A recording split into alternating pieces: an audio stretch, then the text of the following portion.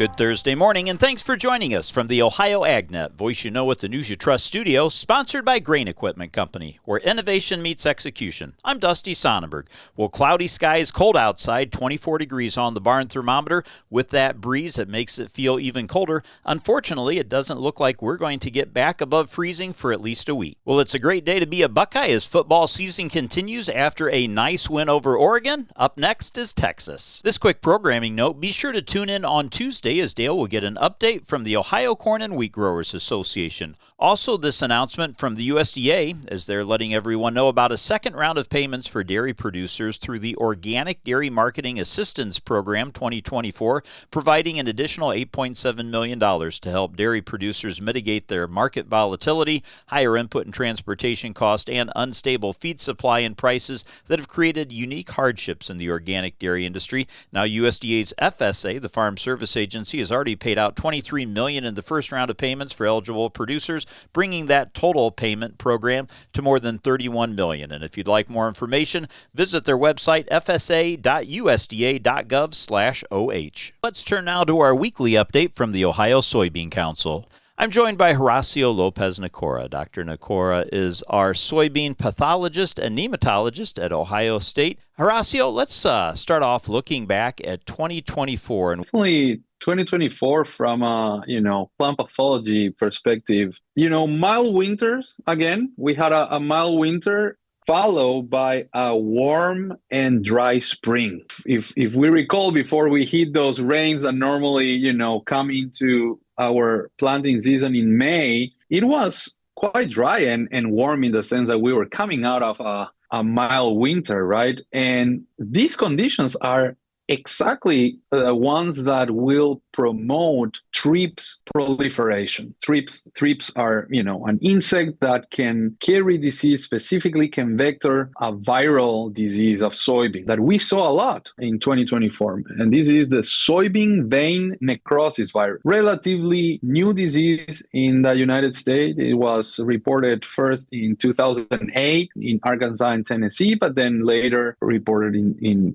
several soybean growing states in the United States and also in Canada. Very common, it shows up as a very light yellowish spot on the leaf, and then soon after that area start dying. We call that tissue necrosis, and it normally happens around the vein of the plant. It's a localized virus, doesn't go systemic. It normally will start showing up, this symptomology, after flowering. The symptoms will be more prevalent and severe when we have cool temperatures. And this update brought to you by the Ohio Soybean Council and your soybean checkoff. Let's take a look now at that Thursday morning weather forecast brought to us by Seed Consultants. Simply better performance online at seedconsultants.com. Cold air continues to dominate our talking points through the rest of this week. I'm Chief Meteorologist Ryan Martin. Quick forecast update here in Ohio through today and tomorrow. I do think we have better sunshine potential. The lake effect seems to want to be easing a little bit in north central to northwestern parts of the state. I guess we won't be able to get rid of it completely until we get into the late weekend. There is a minor disturbance coming out of Iowa and across Illinois today that will likely bring clouds and a few flurries for the state tomorrow with about 60% coverage. Do I think it amounts to anything? No. But it's something that probably dims our sunshine potential just a little bit. Saturday looks nice as we see a mix of clouds and sunshine, with clouds increasing late, and we're still watching a significant storm complex coming out of the central and southern plains as we move through the second half of the weekend. Low pressure right now appears to want to take a southern track, moving across the region to the south of the Ohio River. That would put us in mostly a snow band in Ohio for Sunday afternoon, evening, overnight, and Monday morning. I think we have to watch for accumulating snow in the southern half of the state. We'll zero in on totals a little bit more tomorrow, but I do think that this low takes a southern track. It does also drag down significantly colder air again for the rest of next week. So very cold from Monday afternoon forward next week. Lake effect is going to be part of that at least through Wednesday into Thursday. So gear up. It's kind of more of the same. I'm Ryan Martin. Thanks, Ryan. Well, let's catch up now with Joe Everett as he has this update on prospects for the U.S. and global ag economies. The prospect of new tariffs disputes when Donald Trump returns to the White House has the global economy in an uncertain position in early 2025. Ongoing geopolitical tensions and continuing climate challenges will significantly impact agricultural trades and producer profitability during the next year. The global economy landscape in 2024 was shaped by falling inflation and moderate expansion. However, a Rabobank market researcher says that the implementation of U.S. tariffs will run the risk of fragmenting global trade and financial flows that could hit developing nations with high dollar debt exposure hard. Meantime, the outlook in the U.S. rural economy is also uncertain. The outcome of the 2024 election cycle promises to bring a significant change to the federal government's approach to everything, including international trade, immigration, energy exploration, and rural economic development. The high level of policy uncertainty is adding to the headwinds rural America already faces. For the Ohio AgNet, I'm Joe Everett reporting. Thanks, Joe. Stay tuned. We'll be back with more after this. Here's farmer and landowner John Prue. We purchased the land about 3 years ago, and there was an old farmstead on there with trees. We were going to clear the land so we could farm through it. We thought we knew where the pipe was, so we didn't call to get it located. The work on our property led to the damage of a light crude pipeline. Fortunately, no one was hurt, but it could have been much worse. Never assume the location or depth of underground lines. Always call 811 or visit clickbeforeyoudig.com before you start work. A message from the Pipeline Operators for Ag Safety campaign. Did you know that soybean meal is the #1 protein source used in aquaculture worldwide? Global fish consumption has nearly doubled in the last 40 years, making aquaculture the fastest growing sector of food production. Rich in protein content and highly digestible, soybean meal is an environmentally sound solution to feed the growing global demand for nutritious seafood. Soybeans, feeding the industry that feeds us. Brought to you by Ohio soybean farmers and their checkoff.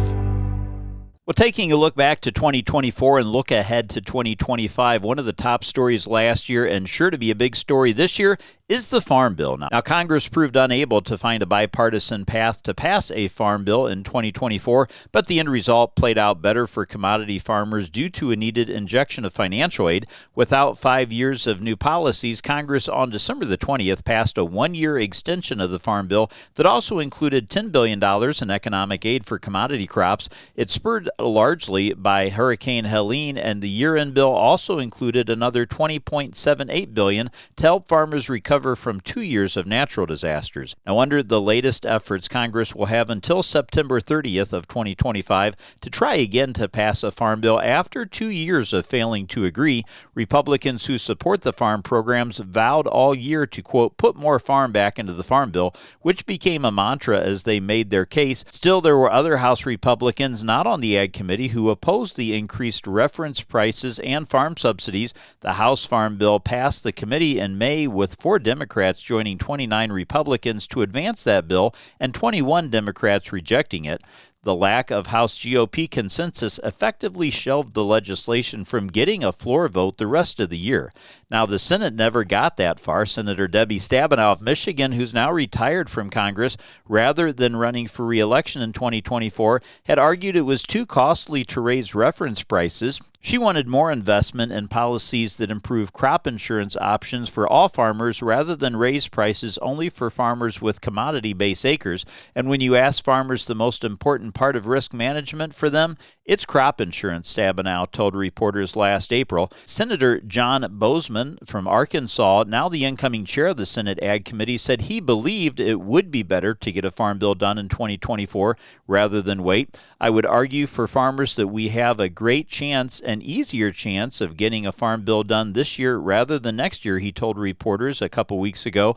Now, Stabenow didn't offer an actual bill until after the presidential election. With Republicans taking over the Senate and the White House, there would be no negotiations on a 5-year bill in the lame duck session, and Boozman led other Republicans to call for a 1 year of economic aid to farmers instead. That eventually became the $10 billion in one-time economic aid to commodity growers.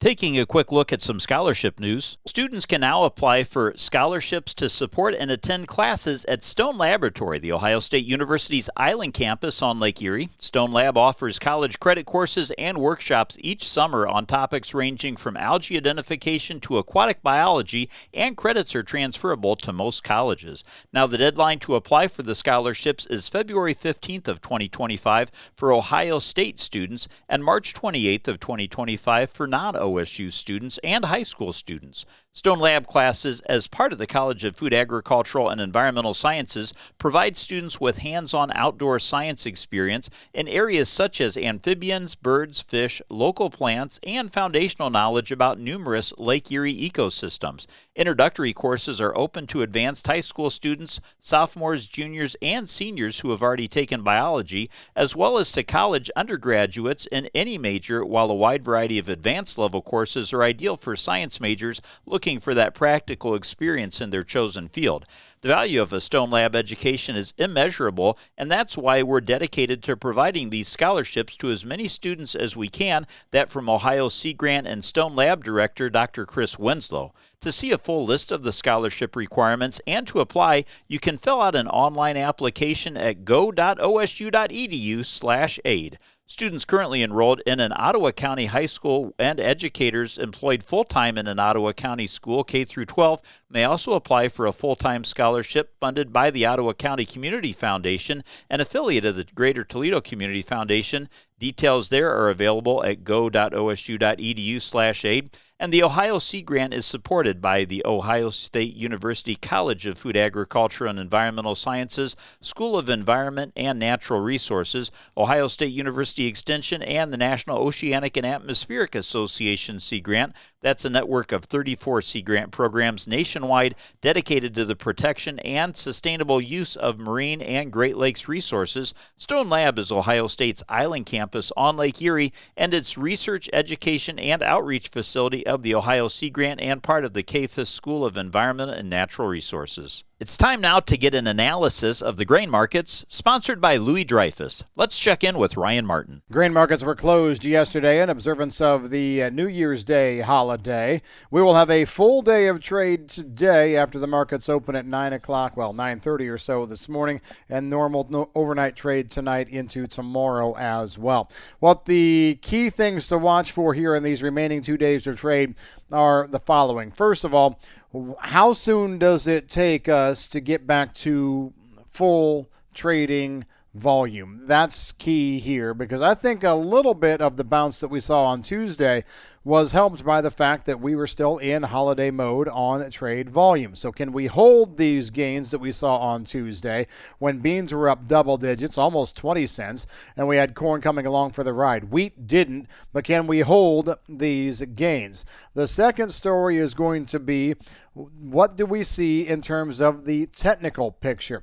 We had the big rally on Tuesday. We still haven't broken any kind of resistance. So we're trading in no man's land here. This resistance could just kind of befuddle the entire thing. What will you not see today? You will not see any USDA reports. The weekly export sales report that normally hits on Thursdays gets knocked back a day. It'll come out tomorrow. Expectations are that on the row crops, probably not much is important in that report. However, soy oil needs to be watched. We're hearing rumblings that India may have popped in and bought another fairly large batch of soy oil out of the United States, waiting to see if that's confirmed. No flash reported sales on Tuesday. We'll see if anything pops up over the next 24 to 48 hours in that regard. But that's probably the only export story that we have. Weather still looks a little bit dry in the short term here in Argentina, but good rains coming in late next week into the week following. That's the way things are stacking up. Have a great rest of your day. Again, Happy New Year. Markets are back in session. I'm Ryan Martin. Thanks, Ryan. Well, with the New Year holiday, there were no markets yesterday or overnights, but let's take a look back at how they closed on New Year's Eve. March corn closed up 6 1/4 cents, and May corn was up 5 3/4. March soybeans closed up 18 3/4 cents, while May soybeans were up 19 1/4. March Kansas City wheat closed up 3 1/2 cents, while March Chicago wheat was up 3 1/4, and March Minneapolis wheat was up 2 cents. Taking a look at your livestock markets from the Mercantile Exchange, February live cattle closed up $1.30 at $191.60. April cattle were up $1.25 at $194.27 1/2, and June cattle up 85 cents at $189.62 1/2 cents.